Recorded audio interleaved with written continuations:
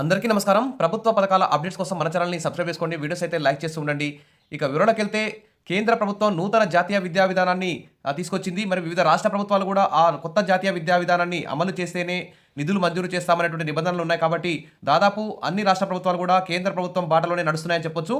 ఇప్పుడు తెలుగు రాష్ట్రాల్లో కూడా మరి నో డిటెన్షన్ విధానం కూడా రద్దవుతుందా? రద్దు కాదా? మరి ఈ డిటెన్షన్ విధానం వల్ల లాభమా? నష్టమా?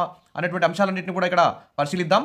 ఇక వివరణకెళ్తే నో డిటెన్షన్ విధానం రద్దు 5, 8 తరగతుల విద్యార్థులకు వర్తింపు. ఈ 2 క్లాసుల స్టూడెంట్స్ వార్షిక పరీక్షల్లో అంటే సంవత్సరం పరీక్షల్లో ఉత్తీర్ణత సాధించాల్సిందే.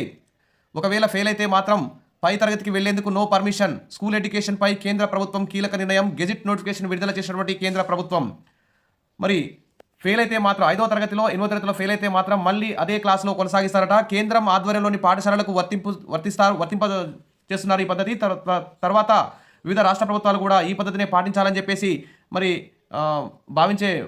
ఒత్తిడి చేసే అవకాశం ఉంది. అమలుపై రాష్ట్రాలు తర్వాత కేంద్ర పాలిత ప్రాంతాలదే తుది నిర్ణయం అని ఇక్కడ చెప్తున్నారు. కానీ ఇప్పటికే దేశంలోని 16 రాష్ట్రాలు, ఢిల్లీ సహా 2 కేంద్ర పాలిత ప్రాంతాలు 5, 8 తరగతుల విద్యార్థులకు ఈ నో డిటెన్షన్ పాలసీని రద్దు చేశాయి.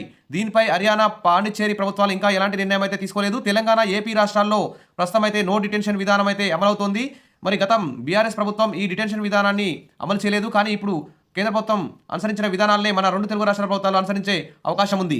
మరి ఖచ్చితంగా 5, 8 తరగతి ఖచ్చితంగా పాస్ కావాల్సిందే. ఫెయిల్ అయితే మాత్రం మరో ఛాన్స్ ఇస్తారు. 2 నెలల పాటు వారికి శిక్షణ ఇస్తారు. ఏ సబ్జెక్ట్లో వీక్ ఉన్నారు, ఎందుకు ఎగ్జామ్ సరిగా రాయలేకపోతున్నారు, ఎందుకు ఫెయిల్ అయ్యారు అనేటువంటి అంశాలన్నింటినీ పరిశీలించి తల్లిదండ్రులకు, విద్యార్థులందరికీ కూడా ఒక మంచి కౌన్సిలింగ్ లాగా అన్ని విషయాలన్నింటినీ విశదీకరించి చెప్పి తర్వాత ఆ విద్యార్థి పాస్ అయితేనే మళ్ళీ నెక్స్ట్ తరగతిలోకి పోయే విధంగా చర్యలు తీసుకుంటారు. లేకుంటే అదే క్లాస్లో కంటిన్యూ చేయాల్సినటువంటి అవసరం ఉందని చెప్పేసి ప్రభుత్వం అయితే గెజిట్ నోటిఫికేషన్ అయితే విడుదల చేసింది.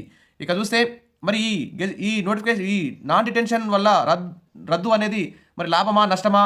మరి తెలుగు రాష్ట్రాల్లో ఈ విధానం అమలయ్యేనా? ఉపాధ్యాయ సంఘాల్లో భిన్నాభిప్రాయాలు.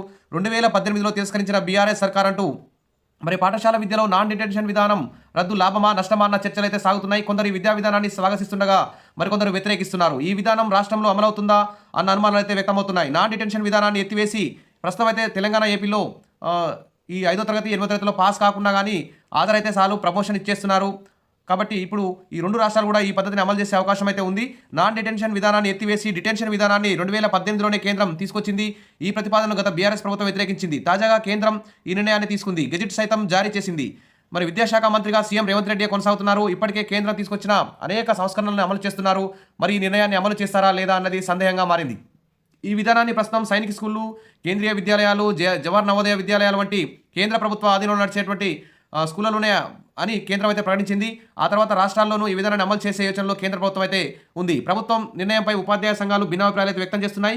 ఈ విధానంతో లాభం జరుగుతుందని, విద్యార్థులను గాడిన పెట్టే అవకాశం ఉంటుందని తెలంగాణ ప్రాంత ఉపాధ్యాయ సంఘం కార్యదర్శి అయితే నవాత్ సురేష్ అభిప్రాయపడ్డారు. పాఠశాలలో అభ్యసన సంక్షేమంలో ఉందని, ఈ సంక్షేమం నుంచి డిటెన్షన్ విముక్తి కల్పిస్తుందని National Institute of Education Planning and Administration associate professor doctor Paripalli Shankar అభిప్రాయపడ్డారు. ఫెయిల్ అయితే మళ్లీ పరీక్షలకు సన్నద్ధం చేయవచ్చని, అంతిమంగా విద్యార్థికే లాభం జరుగుతుందని పేర్కొన్నారు. నో డిటెన్షన్ విధానం రద్దుతో డ్రాప్అవుట్స్ పెరుగుతాయని టీఎస్యూటీఎఫ్ ఆందోళన వ్యక్తం చేస్తుంది. రాష్ట్ర ప్రభుత్వం మరి ఈ విధానాన్ని తిరస్కరించాలని యూటీఎఫ్ అధ్యక్షుడు జంగయ్య, ప్రధాన కార్యదర్శి చావా రవి అయితే డిమాండ్ చేశారు. ఏది ఏమైనా మరి 16 రాష్ట్రాలు ఇప్పటికే ఈ నో డిటెన్షన్ విధానాన్ని అయితే రద్దు చేశాయి. ఖచ్చితంగా 5వ తరగతి, 8వ తరగతి పాస్ కావాల్సిందే. తెలుగు రాష్ట్రాల్లో మాత్రం 5, 8వ తరగతి పాస్ కాకుండా కానీ ప్రమోషన్ అయితే చేస్తున్నారు.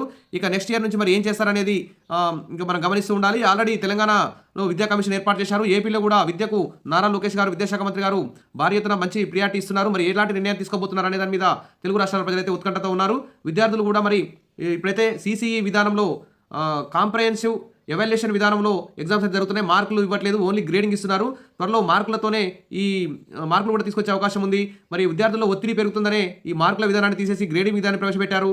మళ్ళీ ఇప్పుడు గ్రేడింగ్ విధానాన్ని ఎత్తేసి మళ్ళీ మార్కుల విధానాన్ని తీసుకొస్తున్నారు. మరి విద్యార్థులపై ఒత్తిడి పెరిగి ఆత్మహత్యలు ఈ విధంగా పెరిగే అవకాశం ఉంది అని దాని మీద కూడా విద్యావేత్తలు, విద్యా కమిషన్లు ఆలోచించాలని చెప్పేసి మరి తల్లిదండ్రులు, స్టూడెంట్స్ యూనియన్స్ అయితే పేర్కొంటున్నాయి. సరే, ఏది ఏమైనా నో డిటెన్షన్ విధానం రద్దుపై కేంద్రం కీలక ఆదేశాలు అయితే జారీ చేసింది. మరి రాష్ట్ర ప్రభుత్వాలు, కేంద్రపాలిత ప్రాంతాలు పాటిస్తాయా, పాటించవా?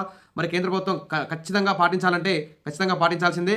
మీరు పాటిస్తేనే మేము నిధులు ఇస్తామనేటువంటి నిబంధన పెడతారు. కాబట్టి ఖచ్చితంగా అన్ని రాష్ట్ర ప్రభుత్వాలు దీన్ని అమలు చేస్తాయి. ఇప్పటికే 16 రాష్ట్రాలు అమలు చేస్తున్నాయి. మన తెలుగు రాష్ట్రాలు కూడా అమలు చేసే యోచనలో ఉన్నట్లు తెలుస్తుంది.